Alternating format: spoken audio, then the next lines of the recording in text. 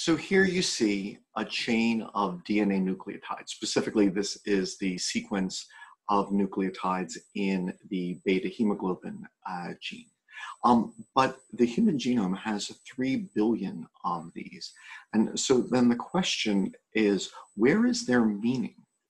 So somewhere here is the code for a living thing. If you were to take the DNA from one of your cells and put it into an ovum, you could have a twin where that code is sufficient to make another you with your hair, your eyes, your blood type, etc. But in order to find meaning, you need to know where to start. If you were to look at just like this random sequence of letters, where does a word start? If you don't know where to start the words, you just have random letters and there's no meaning. And so the idea of transcription is where in this enormous set of DNA nucleotides is there meaning? Are there genes that can then be copied for uses inside the cell? And so in biology, we don't like to use the word dogma often, but the central dogma of biology is that the genetic code is made of DNA. It replicates itself, but then it can be converted into RNA in a process known as transcription. That is the purpose of this video, and that this can be translated then into proteins. Now, since RNA will be a topic in this video, I'd like to just do two very quick statements on RNA before we begin with transcription. First is RNA is different from DNA. They are both nucleic acids. They are both polymers made of monomers known as nucleotides. And the nitrogenous bases are identical except for uracil, which I'll get to. So if this is adenine, the structure of the nitrogenous base adenine in an RNA nucleotide is identical to that of the DNA nucleotide. The phosphates are identical. What differs is the pentose sugar, because as you can see, if we were to number the carbons, number 1, number 2, number 3, number 4, number 5, on the number 2 carbon of ribose, there is an oxygen, an OH group, whereas on the deoxyribose, there is just hydrogen. So there's a pair of hydrogens, one there, one there. There's another hydrogen hiding behind there.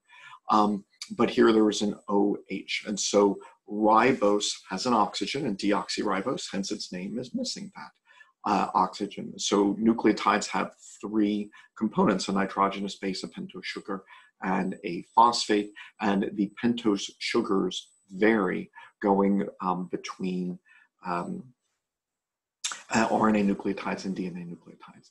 When we look at the nitrogenous bases, both RNA and DNA share adenine, guanine, and cytosine. But the 4th base, thymine, is found only in DNA, and uracil is found only in RNA. So what does adenine bind to? What is its complementary base? In DNA, it is thymine, whereas in RNA, it is uracil. And this helps cells, because if cells need to distinguish between RNA and DNA, they can, because they have a different nitrogenous base. Other differences between RNA and DNA is that DNA is always double-stranded and tends to be, quite long. And very often we could say, RNA is single-stranded and doesn't form this double helix. It isn't helical. That being said, there is a concept which will come up multiple times in this lecture and then also in other ones, where RNA is far more complicated than we give it credit for.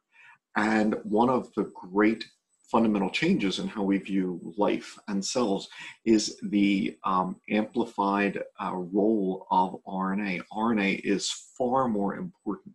I'm older. When I was in school, RNA was largely the intermediary. DNA was important, the code for life. Proteins were important, they ran the cell. And RNA is just kind of the intermediary that helps the DNA code become protein. We now know that RNA is so much more. only some of which will be addressed in this video. This is such an incredibly important topic. But key to that is, when I was in school, I guess we just assumed RNA looked like this, a single-stranded molecule. It wasn't a double helix. But obviously, these are complementary bases. And so what can happen is that RNA molecules can then fold upon themselves to form tertiary structures. So notice that all of those pink adenines are complementary to all of those white uracils. And so that this RNA molecule wouldn't lie as a simple chain, it would form this tertiary structure. And it turns out this structure is very important in regulating the removal of introns. It can even then form what we call ribozymes. When I was in school, enzymes were thought to only be proteins. Enzymes make, chemical reactions occur at a lower activation energy. And it was thought, only proteins make the enzymes which help chemical reactions occur. We now know, no, RNA can do this too. That was such groundbreaking work. In fact, it was Nobel Prize making work, the significance of that discovery. And so these folds are critically important, so important that they can catalyze chemical reactions. They can regulate genes. Now, this will be introduced here, but not, it's such a great topic. It will be pursued to greater detail in other videos. So the essential problem for a cell is this. Here in the nucleus is the DNA. Now, human cells have an incredible amount of DNA, more than 3 billion nucleotides. If I could take the DNA from, say, one cheek cell and stretch it out, it would be almost as tall as me. So in one of my cells, I have almost 6 feet of DNA. That is an incredible amount of DNA. But this is kept in the nucleus. But the proteins are going to be made in the cytoplasm. Now, I know that not all DNA, which is transcribed, becomes proteins, but we'll get to that. Let's just hit a basic, simple fact that like today, let's focus on DNA sequences which become transcribed into RNA, which will potentially ultimately code for proteins. So the proteins are made outside the nuclear membrane in the cytoplasm, but the instructions on how to make those proteins is kept inside the nucleus. So what to do? And the answer is, well, we need to take, say, a photocopy of a piece of the DNA. So think of a huge book that stays in the library, but you need some information at your house. Well, you don't take the huge book to your house because now someone else might need the book too, and it won't be in the library, and then they'll be looking around like, who had it last? You would just photocopy the page that you need. And so what happens in the nucleus is a process called transcription. An RNA photocopy of the DNA code is made. Not the whole thing, because if you're a precursor to a red blood cell, you need to make hemoglobin. You don't need to make keratin for hair or antibodies in white blood cells. You need to make hemoglobin. So you don't need the whole book. You just need the page for hemoglobin. So you just photocopy that page. So transcription is the process of photocopying, say, a gene, the gene for hemoglobin, beta hemoglobin, let's say in this case, and then taking it out to the cytoplasm where you have the ribosomes where the protein will be made. And so we have the instructions on how to make proteins and essential RNA molecules here, but the proteins are going to be made out here. So the RNA is going to be formed during transcription to take those messages through those nuclear pores and take it to the cytoplasm where the proteins are made. For this process of transcription then, 3 essential questions or steps have to be discussed. First, where do you start? All right. So once again, you have all of these nucleotides. Where does the gene start? Because if you started in the wrong place, you don't get instructions on how to make a protein, you get nonsense. All right, so you get A's and C's and T's and G's, but you don't get meaning there. And so one of the first things that a cell has to signify is there has to be a code, which essentially says a gene starts here. Okay. Otherwise, you're just looking at all of these random letters, and where a lot of this doesn't have meaning. Where does the meaning start? And we call these promoters. So there are specific sequences which signal a gene starts here. There are similarities between the promoters of prokaryotes and eukaryotes, but they are different. Notice all of the adenines here in pink and the thymines here in blue, which is significant because of the two hydrogen bonds which unite them. Because this is an area where the DNA double helix is going to be unzipped so that we can begin transcribing one of the strands. And so if there were guanines and cytosines here, it would be harder to unzip. And so at the -10 region, now what's -10? So when we look at the transcript, the photocopy of the DNA, there's going to be the first nucleotide in that copy. If you go 10 nucleotides prior to that, that's where you would find the sequence. So minus means prior to the first transcribed nucleotide. Eukaryotes are a little bit different. So here in prokaryotes, we have what we could call the ta-ta box, where in eukaryotes, it's the ta-ta box. The significance in the -10 to -25 lies in just the size of the enzyme RNA polymerase and how it physically fits onto the sequences. And so these are what are called promoters. It should be pointed out, these are consensus sequences. So does every single gene in bacteria start off with a ta-ta box? Or every single gene in eukaryotes start off with the ta-ta region? No. So if you were to actually look, you'd say maybe 90% of the time a thymine is here. 60% of the time an adenine is here. 85% of the time a thymine is here. And so obviously, it would be impossible for all bacteria to coordinate all their genes and say, we've made a decision, let's start the gene here. These are consensus sequences, which are the most frequently found. Life is extremely variable, but for simplicity's sake, let's just refer to what is typically found. There could also then be additional sequences. So RNA polymerase can have different subunits. So in bacteria, there is a subunit which could bind farther upstream. There can be other proteins, which, as we'll discuss later, need to bind to the DNA for transcription to occur. And so there are other sequences which can be farther upstream of the ta-ta box. So in prokaryotes, here the TTGACA, typically found in the -35 region.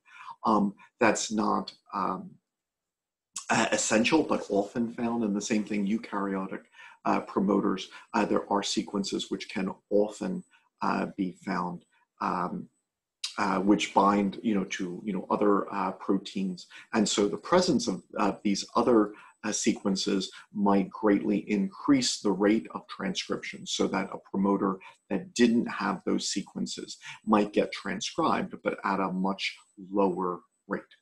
And so first question in transcription, where does the gene start? And there are specific sequences known as promoters, which then essentially say a gene starts here. So RNA polymerase is an enzyme which can now take the existing strand and add new RNA nucleotides, just as in DNA replication, DNA polymerase did that. But now obviously a question then comes up, because we're going to photocopy the DNA, but there are two strands, and we're only going to copy one of them. Which is that? Well, so one strand is what is called the template strand. That is the strand that gets copied. So let's look at the sequence of the template strand. It's adenine, thymine, adenine, thymine, thymine, adenine. Its matching strand, which is not going to be used, is going to be thymine, adenine, thymine, adenine, adenine, thymine, all right? So this is not what is getting copied, all right?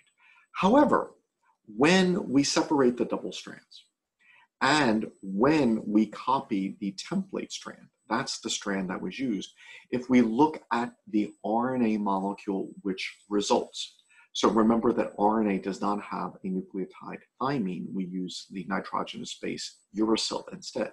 So when the RNA copy comes in, we don't have a blue thymine. We use a white uracil at that point. So here we have a uracil. We still have, if the DNA template has a thymine, we bind an adenine to it. We bind a uracil, an adenine, a uracil. And if you now look at the code of RNA nucleotides, uracil, adenine, uracil, adenine, adenine, uracil, it looks an awful lot like this other strand that we did not use, all right? So this was T-A-T-A-A-T, this was U-A-U-A-A-U. So they're identical with the exception that the DNA strand has thymine, the RNA strand has uracil. And so this second strand is called the coding strand, or the RNA-like strand, because even though we're not using it, the sequence of DNA nucleotides here is like the sequence of RNA nucleotides here, with the exception that there's thymine in the DNA strand and uracil here. And that makes sense. If this is the DNA strand, which is complementary to the template strand, then the RNA strand, which is complementary to the DNA strand, would then be similar as well. I'll mention this at the very end, but if one were to focus on viruses, like coronaviruses, for example, a virus might inject, say, RNA as its primary genetic molecule. Sometimes then we use the term positive sense for the coding strand. So the RNA of coronavirus is positive sense. It looks like an mRNA, and that's why it can hijack the host cell's ribosomes immediately. The positive sense RNA then has to then make a copy of itself to a negative strand, negative sense RNA, which then serves as a template strand to make more positive sense RNAs, which then will form more virions. Okay, so I'll mention that again at the end. So question number one, we now know where to start at the promoter. A gene starts here. And now RNA polymerase simply adds new nucleotides. Just as in DNA, the nucleotides have to be added with their 5' end coming in first, because the phosphate groups there, that's where the energy is stored, and the potential energy of those bonds, which will then form this chemical bond. So notice that this new adenine will join the thymine, but it's coming in with its 5' end first, and so that's the source of the energy to form the new bonds. So RNA polymerase, like DNA polymerase, is adding new nucleotides in the 5' to 3' direction. That's the 5' carbon, that's the 3' carbon. That's the 5', 3', 5', 3'. So just as in DNA, we're going 5' to 3'. And complementary bases are added. Guanine is complementary to cytosine, adenine is complementary to thymine, cytosine is complementary to guanine. And once again, the difference is that RNA has uracil being the complementary base to adenine. So we know where to start. And then RNA polymerase then just adds additional complementary nucleotides. It keeps going and going. And then the final question then is, well, where do we stop? Okay, so we know where to start, and then we just start making more complementary bases. Where do we stop? Well, this lecture introduces a number of topics which can then be pursued further, talking about the regulation of genes, and this is one of them. So let me just introduce something which could be discussed further.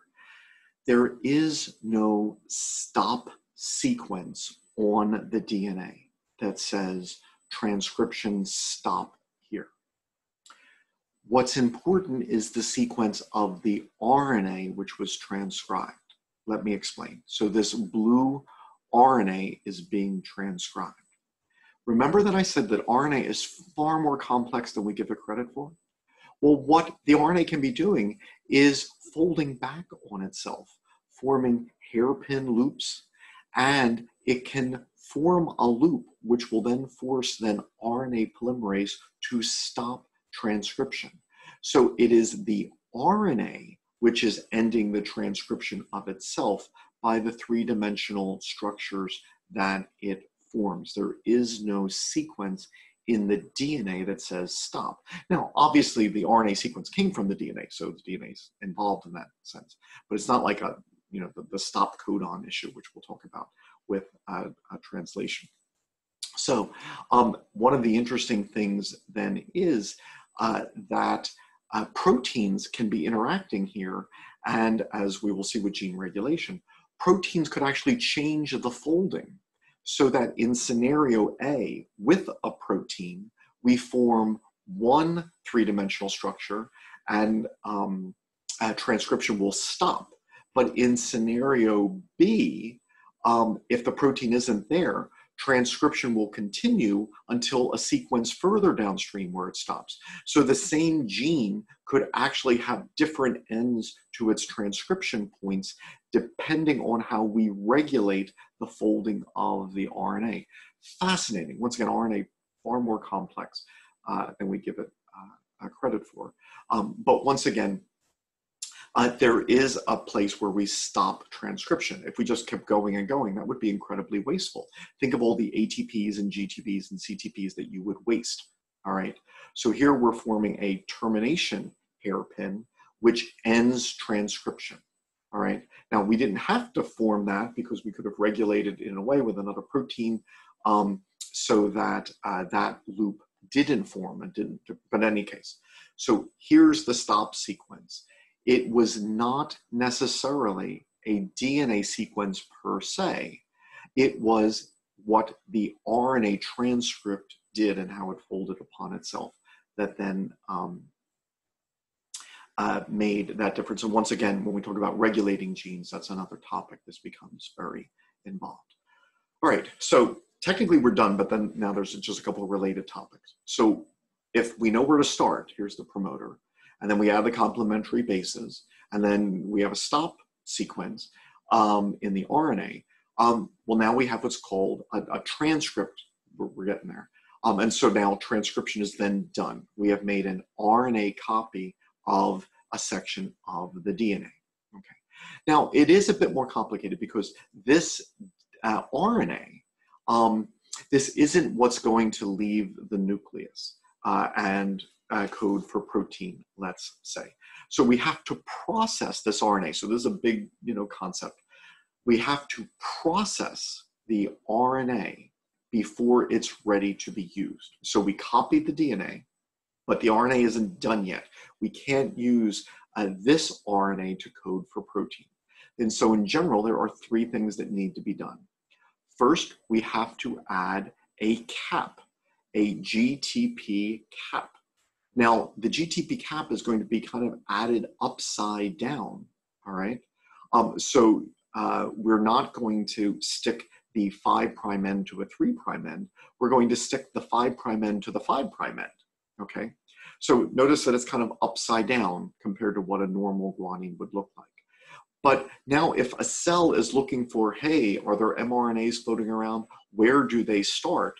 You can identify them. Oh, the GTP cap, this upside down guanine at the beginning, this says this is an mRNA and this is where you start. So when we talk about ribosomes, the subunits are going to recognize the GTP cap as a place to start. So step number one, add a cap. Notice the DNA didn't say that. All right, that's just something we did afterwards. There was no DNA sequence that was the cytosine that said, oh, put the guanine. So we added that afterwards. Second step is look at all of these adenines. See, adenine, adenine, adenine. There's a whole bunch of them. We're going to add them to the end, what's called a poly-A tail. Once again, the DNA did not tell us to do that, all right? So there was no sequence of thymine, thymine, thymine, thymine, thymine that got translated to be adenine, adenine, adenine, adenine. We just added a whole bunch of adenines to the end to make this poly-A tail. That could be significant because the length of the poly-A tail could then have a role in determining how long this mRNA lasts in the cytoplasm before it's degraded. If it lasts a little bit of time, you make a little bit of protein. If it lasts longer, you make more protein. So as you're regulating your genes, it's not just which proteins you're making, but how much. And the length of the poly-A tail can help determine the how much. Finally, and I know this is confusing, but it's fascinating and well worth the time, is we're going to take some sequences and remove them, essentially throw them away. These are what are called the introns. So see these nucleotides? They were in the DNA gene, and we photocopied them in a transcript. But then we're going to say, yeah, you know what? Let's cut those out. That's not part of the instructions for the protein. That's an intron, and we remove it, all right? Oh, and that's section 2. Let's remove that. That's an intron. We removed it. So we copied a gene, but parts of the copy, then we said, yeah, that's not something that we want in the final version. Those are introns. The introns are cut away and removed. And then the remaining portions that are called exons, they are then pasted together. And so after we have done these 3 things, this is now an mRNA, a messenger RNA, which is ready to leave the nucleus and go to the cytoplasm where it can be translated into protein. So once again, once we transcribe the DNA, it's not ready yet. We have to process the RNA before it becomes an mRNA by adding a GTP cap, a poly-A tail, and removing the introns. Okay.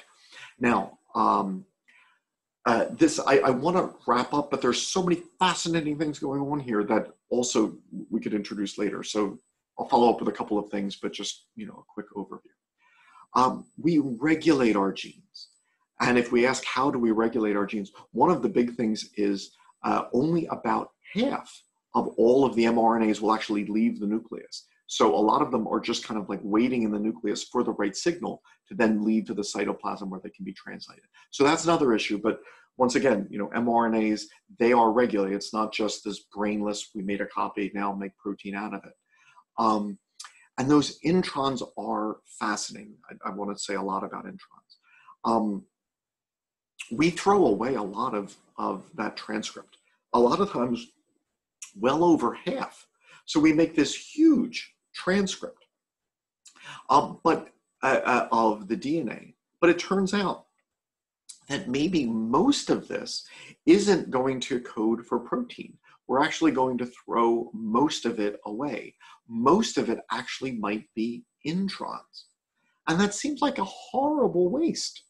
Why did we go to all that work of transcribing nucleotides, using ATPs, TTPs, etc., if we're just going to take all of those green intron sections and throw them away? So once again, we take out all the introns, all right, and then we paste the exons then together to make the mRNA.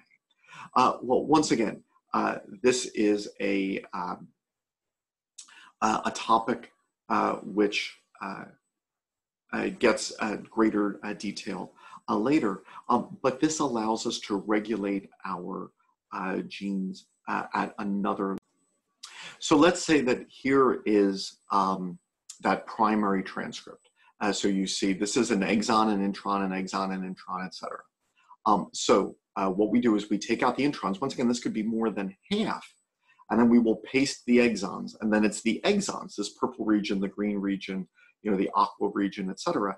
This is what's going to go to the ribosome and make a protein. Let's say that the amino acids of the purple instructions, if you read these instructions and say, what do I make out of this? You would make this purple section. This green section, would code here. So you could make a protein that has each one of these pieces in it. So it's this codes for this little section, this codes for this section. Now, we are complicated. We humans, we animals. And if you ask, how did complexity evolve over time? Introns are one of the big ones. While bacteria do have introns, most bacterial genes don't have introns. Most eukaryotic and animal genes do. This helps allow us to be more complex. How?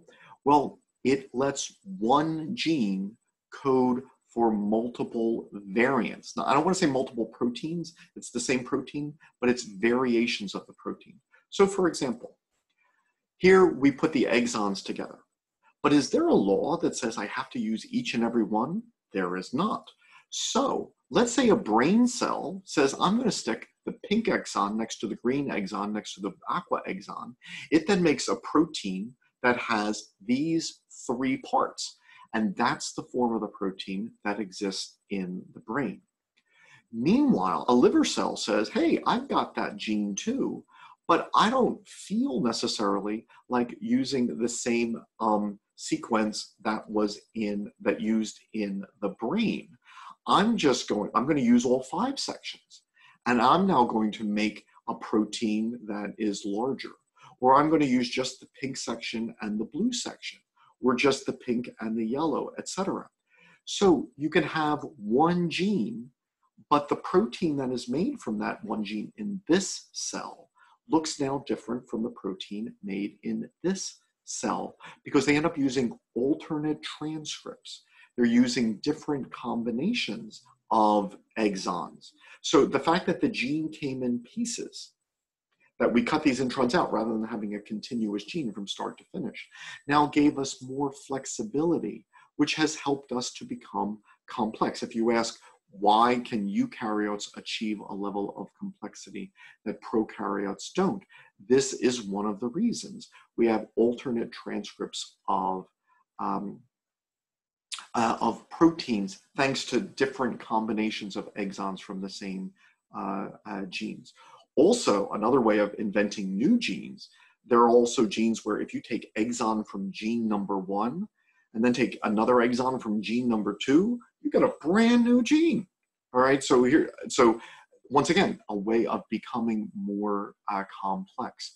So I know it seems wasteful, but it actually, our great complexity has to a large degree depended on this. One final little thing, just one of the things that frustrated me in teaching this class, I'd make my genetics class, I'd make all of these notes, and every year I'd read, the research says that there's 100,000 human genes, and I would put that in all of my notes. And then 2 years later, we estimate that there are 75,000 human genes. So I'd go back and I'd change my notes and I'd forget some. So here it would say 75, here it would say 100. Then 2 years later, 50,000 genes. 2 years later, 30,000 genes. Now 25,000 genes. How many human genes are there? Like, we should know. Why do we keep overestimating? And the answer is, so many human genes produce alternate transcripts. And so the early researchers were saying, oh, here's a protein made in the brain, here's a protein made in the liver. They have different sizes, they're from different genes, but they were actually from the same gene, but just alternate transcripts. And so that the early estimates of the number of human genes were overestimates. Last concept, which gets to a great philosophical point for another lecture, is how are the introns cut out? That is fascinating, but actually I don't want to start with that one. It turns out there are different kinds of introns. One kind of intron is called a group 1 intron. Look at it folding on itself, forming that complex 3-dimensional structure, all right? And it actually then cuts itself out. The intron is cutting itself out. Now, think about what introns are doing. Introns are essentially deciding where meaning is. They are editing this DNA message and deciding these 2 parts should be joined. This is where the meaning is. This portion should be removed. So that's important, the regulation of this genetic message. And these introns are doing it on their own, but they're also catalyzing a chemical reaction. All right, they've removed themselves. All right, once again, that was something that when I was in school, we didn't attribute to RNA. We didn't know it was that complex. So some introns can actually remove themselves. They are known in bacteria, especially in the genes for ribosomal RNA and transfer RNAs. And they're also known in some viruses which infect bacteria. right? They're not known in most animals. They're only known in earlier animals, but they are known in mitochondria of, say, sponges and corals, and they are known in chloroplast of higher plants. As I'll depict later, not all of your DNA is actually in your nucleus. Your mitochondria have a chromosome that looks like a bacterial chromosome. Your chloroplasts of plants have chromosomes that have a chromosome that looks like the chromosome of bacteria. And just like most group 1 introns are in bacteria, some animals and plants can have group 1 introns in their mitochondrial or chloroplast genomes, which makes sense because these are descended from bacteria. And so some introns can excise themselves. They are known in bacteria. And the fact that they're also known in mitochondria and chloroplast is one of a plethora of evidence points where mitochondria and chloroplasts have descended from bacteria in ancestral eukaryotes. There are then also group 2 introns. Group 2 introns can be bigger, can be much more complex in their three-dimensional shape. So look at, just like all of the folds and the loops and the helices, etc. So how do group 2 introns get removed? Well, group 2 introns, now remember, introns are cut out, so they don't code for a protein, right? The exon portions, they get put together. That will code for the protein. But interestingly, inside the intron, which is cut out, you could actually have the code for a protein, not the protein of the gene, a different protein which was within the intron. And so there are what are known as IEP, intron encoded proteins. So this is not part of the gene per se, all right? But it is actually then coded by the intron portion, which is removed. In this case, group 2 introns code for maturase, which is an enzyme which removes the intron. So the intron codes for a protein which removes the intron. So maturase excises the intron. And it can actually stick it back in, usually into a similar gene that doesn't have an intron. So maturase can not only cut it out, it can also paste it back in. But sometimes maturase could actually stick it into a different gene. Now that would originally be a mutation, but now that other gene would have an intron where it didn't have before. And this little piece of DNA is now moving throughout the genome, acting as what's called a mobile element, which we talk about later. So this DNA was in this chromosome, in this gene, but it then moved. And the next day, it's in a different gene and a different chromosome. It was a mobile element. So group 2 introns can act like that. They are primarily known in bacteria, but they are known in mitochondria and chloroplasts, although now most of them are in the nucleus. So it seems that their origin was in the bacterial ancestors of mitochondria and chloroplasts. But like most mitochondrial and chloroplast genes, they then migrated to the nucleus. They are not known in most higher eukaryotes, so they're very rare in eukaryotes. But it was those group 2 introns which seem to be the ancestors of the introns which eukaryotes such as ourselves we do have. So this is the most, here's kind of the last big topic. So how do your introns get cut out of the genes? Well, they get cut out by what's called a spliceosome. So let's talk about how you make a spliceosome. Spliceosomes have proteins in them, but they also have RNA, which never becomes protein. I know part of the central dogma is DNA, it gets copied into RNA, which becomes protein. Well, some RNA is the end product, all right? So it's not, let's make, an RNA transcript and then a protein from it. The RNA is the end. So there is spliceosomal RNAs, which are called snRNAs, small nuclear RNAs.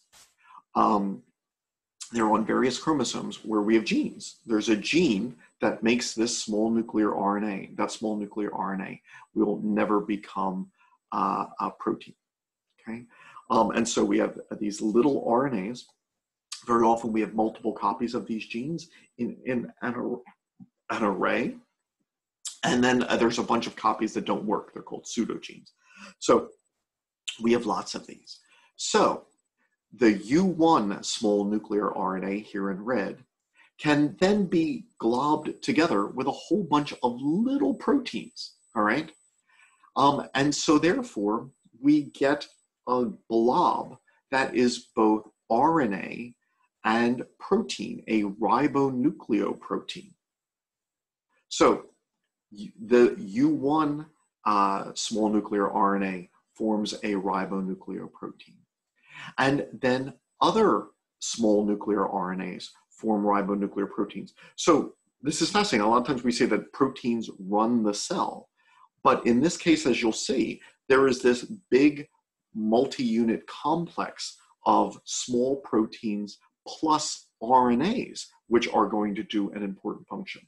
So it's not just the protein. So together, we're forming these various subunits and then smush them all together, and we get what's called a spliceosome. So a spliceosome is this very complex structure which is composed of both small nuclear RNAs, and there are different ones, and then all of these little proteins. It forms kind of these like subunits. All of them get pushed together to then make this spliceosome. And then the spliceosome will then attach to the transcript and recognize sequences where so there's a sequence which would say, oh, this is probably where an intron starts. Here's where an intron ends. You know, there might be an important flexure point in the middle, but the spliceosome says, all right, so the intron starts there, it stops here. And so then it is now the spliceosome which cuts the intron out. So group 1 introns cut themselves out. These introns, which we think are descended from group 2 introns, they are cut out by a spliceosome. So the intron doesn't cut itself out. But interestingly, the spliceosome is made of these small nuclear RNAs with proteins. Once again, the spliceosome will recognize sequences where the intron will start and finish. Okay, so 2 points and then a philosophical point. One, in our central dogma, the message on how to say make a protein, the DNA stays in the nucleus. We have to copy it to the form of RNA, that's known as transcription, and then take it to where the proteins are made. This is the process of transcription. To undergo transcription, one must find where the gene starts at a promoter, insert complementary bases, and then at some sequence end transcription. Then there's a number of other things that can occur, like the processing of an RNA in which you add a GTP cap, a poly A tail, and you remove the introns. There are different types of introns. They can be removed different ways. And then the final point is a lot of this insight, because this is central stuff to life. All life is cellular, using DNA to make RNA to make protein. And so how this stuff evolved is central then to the origin of life. And if you're interested in the origin of life, you find yourself talking about not only DNA and protein, but RNA. In fact, it's thought that the first organisms lived in an RNA world, where RNA was catalyzing the chemical reactions, something that when I was in school was thought to be impossible, but we now know to be true, as in what some of these introns do, and as the ribosome does, which I'll mention in the next video. And also notice that here, the spliceosome, you see an RNA molecule with little proteins forming a blob. The ribosome is like that as well, where it's RNA and protein. Very often the RNA is doing the important work. The proteins are there to help the RNA keep its three-dimensional shape. We think that that's where protein came into life, that RNA was doing everything, but then little proteins helped RNA keep its three-dimensional shape, forming these RNA protein complexes, and that later proteins ended up doing more and more work of the cell.